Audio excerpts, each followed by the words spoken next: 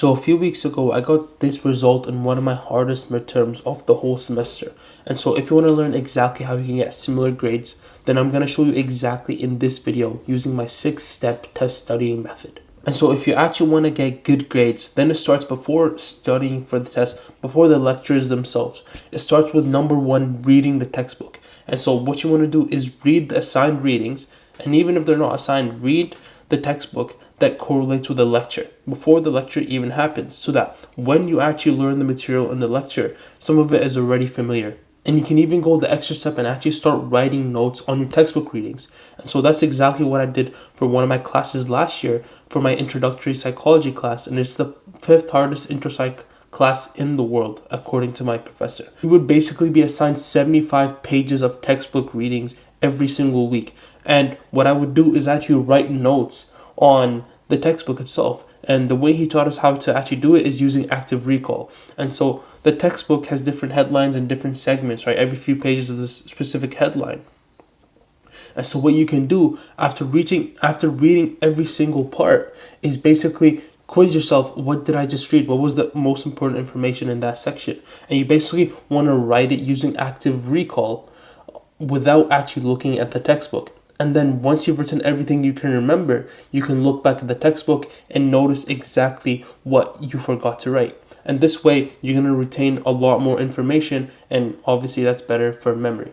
Number 2 is actually how to write notes during the lecture. And so basically what most students do is writing as much as they can during the lecture. And that's not what you want to do, because you're not going to focus on what the lecturer or the professor is saying. What you want to actually do is write as few notes as possible while still noting down most of the important information that the professor is saying. And so just write a few words per slide, or maybe a sentence or two, but don't write every single word that they're saying, especially if some of it is covered in the slides. And then what you actually want to do after you've been exposed to the lecture material is the same night of or the next morning, what you want to do is using active recall with the lecture slides as well. And so basically what you want to do is try to remember everything that was said in the lecture, right? And then once you've written everything that you remember, you look back on the lecture slides, see what you missed and what you got wrong. And that will also facilitate much greater information consolidation. Thing is, whenever I try this, whenever I actually read the textbook before the lecture and then write notes on my lectures after the lecture, that's when I notice the greatest memory retention. And then that also reduces my test study time by literally half, because I just remember all the information. And this is all proven by science, not something that I'm just making up. And because the earlier you actually expose yourself and try to remember stuff, then the longer it will stay, rather than cramming everything to the last 2 days before the test. That leads us to number 3, which is studying 7 days ahead of the test. And it sounds absurd, but let's say instead of studying 5 hours each 2 days before the exam, so that's 10 hours, like how about we actually put in 7 days into studying, but only put 1 hour every single day? So you'll do 7 hours instead of 10 hours, and I will guarantee you that you will remember so much more than studying 5 hours every single day and only 2 days before the exam. And you want to do this by just studying 1 hour every single day, and do it especially in the morning when you have the most attention, the most energy, and that way you're guaranteed to actually learn more. Number 4 is the way of studying, because not all studying is created equal. And basically after you've already exposed yourself to the lecture material, maybe once it actually comes time to study for the test, you have to quickly brush up and read on the notes just so you remember what you actually need to study. And then after that, you want to basically test as much as possible. Test yourself as much as possible, mainly through practice exams, past exams on the specific course that you're taking. If you can't find that, use flashcards on like Quizlet, make your own, ask ChatGPT to make you questions on the lecture material that you provided, and just find questions overall online. And that way, honestly, I'm not even joking, the best tip of this whole video is this right here, just testing yourself as much as possible.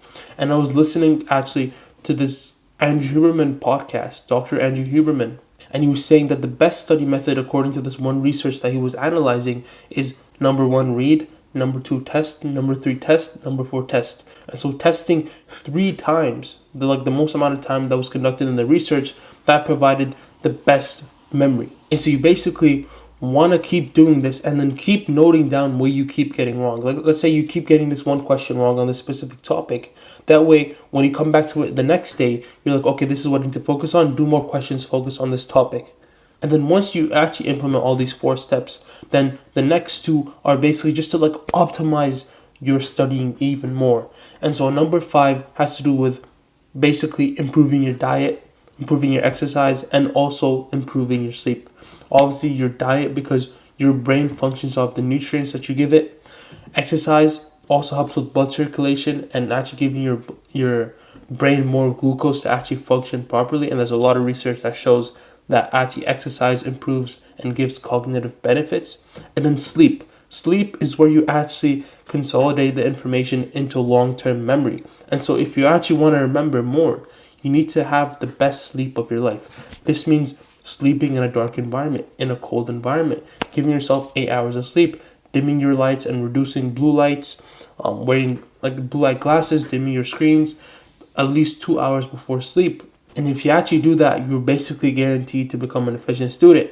And then number 6 has to do with the day of the exam, and it basically has to do with priming. And basically, you want to put yourself in similar conditions for when you study to when you actually are doing the test. And so basically, for example, if there's just one seat in the class that you sit in every single time in lectures, you want to pick the same seat in the test. And it's actually shown to also make you perform better on the exam. And for example, another way is that whenever you're studying for an exam, you can chew gum.